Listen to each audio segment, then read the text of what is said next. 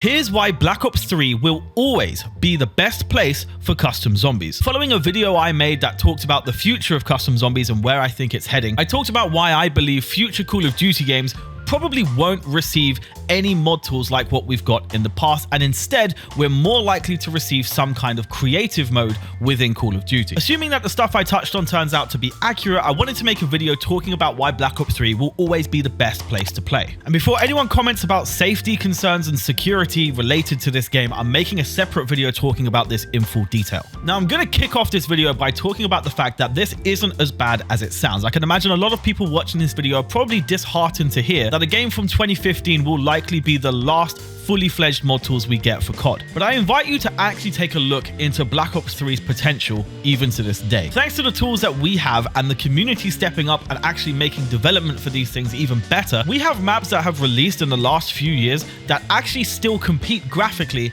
to modern Call of Duty Zombies entries. I mean, let's take a look at this map, for example. This map is Nightmare by Ardavi, Zeroy, and Divine Fury. Looking around this map and comparing it directly to Modern Warfare Zombies, which is of course a 2023 game, if you were to actually ask me which I think looks better, if graphics really mean that much to you, I'm actually going to be picking the custom zombies map, even though it's a zombies map running in a game from 2015. There are tons of maps in zombies for Black Ops 3 that visually easily still hold a candle to the kind of content that's dropping currently, and that's a huge thing. Whilst Black Ops 3's engine might not support native ray tracing, modders are able to use 4K textures, all kinds of lighting tricks, high poly modeling, and all of these things that actually make these maps look completely up to date. So what I'm getting at with this first point is that just because the game is from 2015, that is not holding these modders back whatsoever. So now let's talk about how Black Ops 3's mod tools will allow creators to produce content that actually trumps out what we would get in a creative mode from a future COD. First off, custom maps that are published to the Steam Workshop don't really come under the real scope of copyright infringement. This means we can get a crossover of assets from multiple other games. I mean, if we're to take this map, Rainy Death, for example, we've got weapons from Battlefield 4, we've got Apex Legends, we've got Destiny,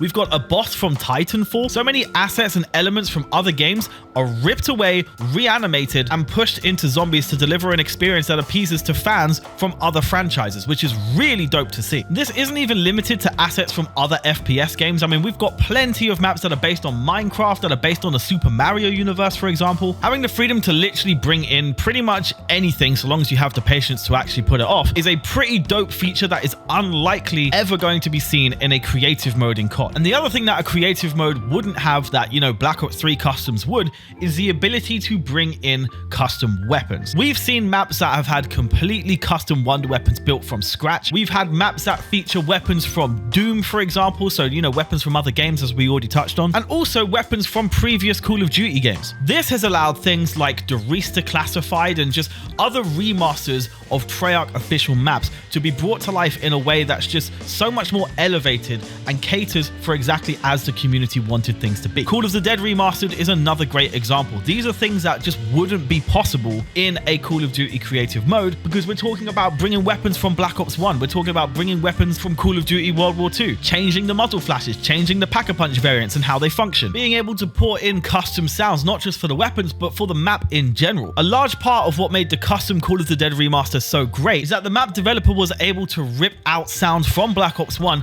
and use them to recreate the perfect ambience that the original Call of the Dead had. Another thing that made this remaster so great, though, was that the Easter egg was remade with some additional side Easter eggs and little extra nuggets of enjoyment there too. Now, what's cool about that is that it was all achieved using custom code, and that is another, probably the biggest, in fact, attraction to fully fledged mod tools, is being able to write custom scripts. Custom scripts is the bedrock, the foundation of all of the dope things we see for Black Ops 3 customs. It's what powers Easter eggs, it's what powers the plethora of unique custom game modes that we see in maps now, and it also powers the huge range of incredible mods you can play, like the Modern Warfare Zombies mod with the amount of kill streaks and custom features that has. I mean, I can make a whole video talking about how crazy this mod is. It adds so much content to Black Ops 3. And then you've got things like custom AI types, which of course bring new bosses to zombies, all new heads-up displays, which obviously refine the experience tenfold. Anything really that extends a zombies map beyond just being a generic round-based survival experience is achieved through custom code. And thankfully, community-developed tools have made the development process a little less strenuous. Tools from the likes of Scobalula, Jarek, Ragen have allowed creators to save so much time and really maximize the potential of their work. But what I'm getting at by talking about all this technical stuff is that none of this is possible without mod tools that allow us deep-rooted access to the game's core functionality. It's also spawned like the most crazy side projects that you just wouldn't expect would even be possible in Black Ops 3, like a fully fledged Monster Jam truck mod. It's even got the HUD from one of their games fully operational. Like I don't even get it. Or that Minecraft horror map that actually turned out to not be a Minecraft horror map, but instead a reincarnation of PT, the Hideo Kojima game. The potential truly is limitless, and a creative mode by contrast would just be so restricting. Breaking down and restructuring the core functionality of Black Ops 3 has also allowed completely new ideas and a canvas for experiments and innovation. I showcased Nightmare earlier, a brilliant looking map, but what elevates this map further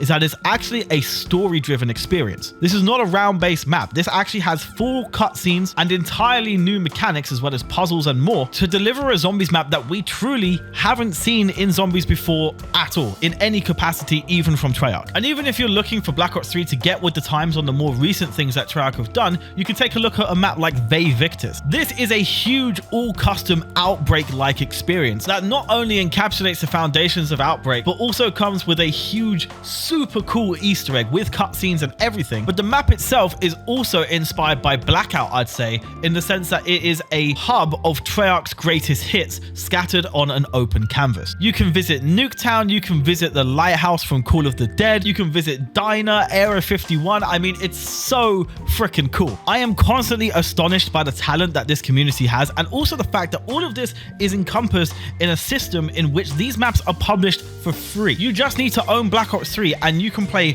pretty much a limitless catalog of innovative zombies experiences. And I think the reason why these huge major projects that are still up and coming are still in development is because all of these modders know that this is really the only final platform that will allow us to bring this kind of zombies content. Now remember, dialing back to my first point, this isn't sad news. Custom maps for Black Ops 3 are evolving and keeping up with the times. But this is also why I've spent hundreds of hours of my own time in developing Zombie Roulette 2, which I can't wait to actually fully show you guys. But the reason why I went back and refined the mod and spent literally 2 years of my downtime actually investing into making this mod way better is because I believe Black Ops 3 is the place where custom zombies will continue to evolve long into the future. And with how there's mass layoffs over at the development studios for COD, it's just looking less and less likely that they'll ever have the time or the funding to create tools again. This is why it's extra important to give credit where it's due to these creators and to really double down on community appreciation here for Black Ops 3. So if you were to ask me what I think the future of custom zombies actually looks like,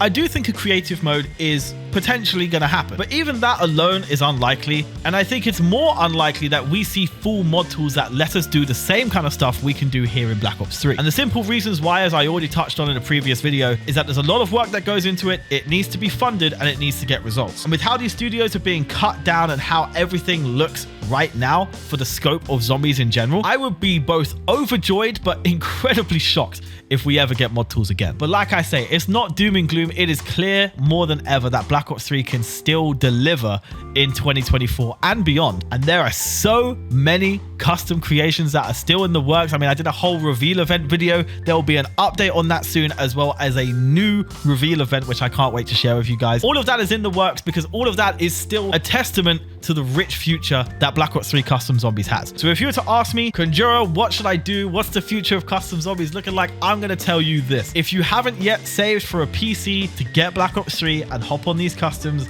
I still recommend trying to do it. Because contrary to the age of Black Ops 3 itself, a future in which the Black Ops 3 Custom Zombies community is still pushing out content and thriving is actually the best realistic outcome we can hope for the zombies community. I appreciate this does alienate the console fan base still, and that does suck. I can't lie, I still feel for that. But I wanted to make this video as an optimistic reminder that even if zombies as a mode is still going to repeat a decline into the future, these Black Ops 3 custom maps, these Black Ops 3 custom map creators and mod creators will still bring this mode to life for those who refuse to leave it. But that's all for this video, lads, ladies and gentlemen. I do hope you enjoyed it. Let me know what your thoughts are down in that comment section, because I want to know what you guys feel about this particular topic, because again, this whole thing that I just spoke about is completely based on my opinions and my stance and my predictions of what the future has, and there's a very good chance I'm wrong. I mean, for all we know, Call of Duty 2024 could have mod tools, and if that is true, then we're in for a real one. Like, I can't lie. But let me know what you guys thought, and I'll catch you guys